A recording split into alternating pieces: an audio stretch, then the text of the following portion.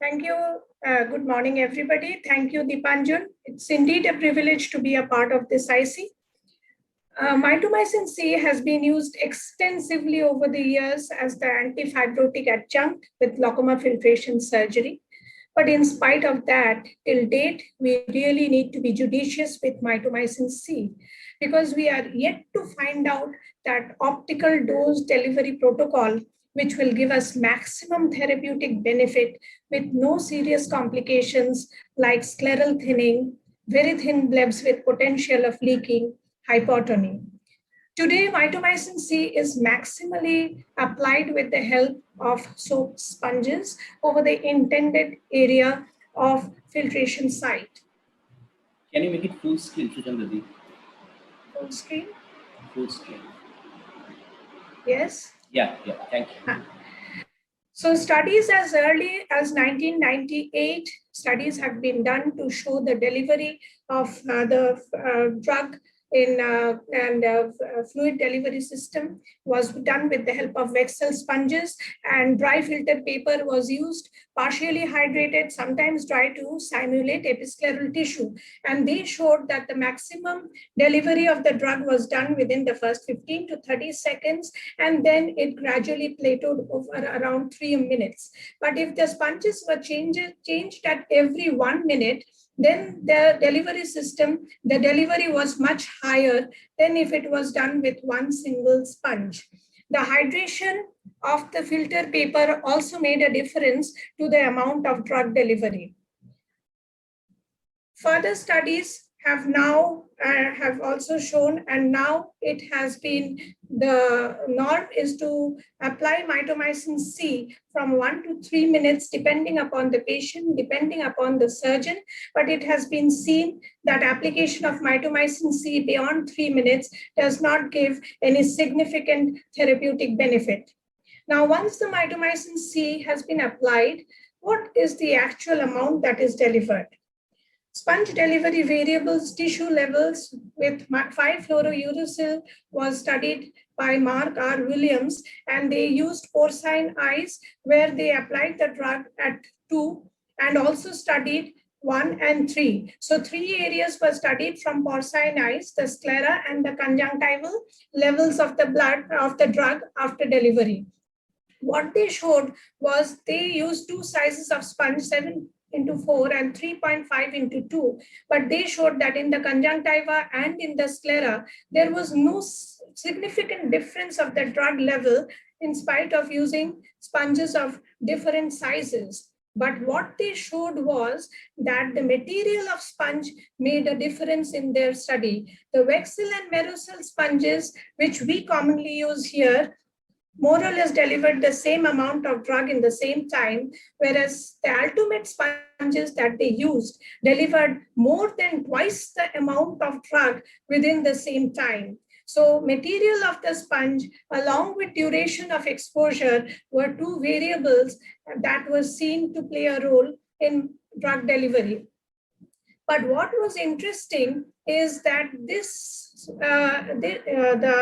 biopsy, conjunctival biopsy over the application of the sponge area showed that the smaller sponge developed and delivered more localized, higher range of drug in the conjunctiva rather than the larger sponge. And that is what is seen, that it is better to apply multiple sponges for a diffuse, larger area of exposure rather than a large single sponge, which may lead to more chances of a mitomycin C burn. Another study where they studied sponges using PVA, that is polyvinyl alcohol, polyvinyl fluid wicks, and gelatin sponges, they showed that in these 3 materials, they did not see a significant difference in the percentage of MMC that was delivered to the tissue within a given time. And they also showed that the maximum delivery in spite of the material happened and plateaued at around 3 minutes. Now, what about the irrigation, which is another variable regarding the use of MMC? How much irrigation is ideal irrigation? 15 ml, 20 ml, 100 ml, 250 ml, as different studies have come up with. But Now what we commonly follow is the recommendation by the Moorfield Safer Surgery System that at least 20 ml of PSS should be used to irrigate immediately after the sponge removal. Susan J. Lee et al., they came up with an original research paper where they came up with an MMC titration protocol. They observed their patients pre-operatively and gave them points. For example, 1 point was given to patients less than 40 years, black race, PCIL, virgin conjunctiva, 2 points to less than 25 years, PCIL with conjunctival scar, ACIL, no vitreous. And in this way, they gave their patients points and then used this chart to titrate what would be the approximate concentration of mitomycin to be used in that patient and what should be the ideal duration. Now, in spite of that, we end up with these worrisome blips because we have realized that these variables are the concentration of drug that is delivered, the duration of delivery, the vehicle that is used, the position of the vehicle, the tenon's thickness, and the patient's receptor response. So in spite of that, we tend to get these hazardous, dangerous blips, which gives us many sleepless nights.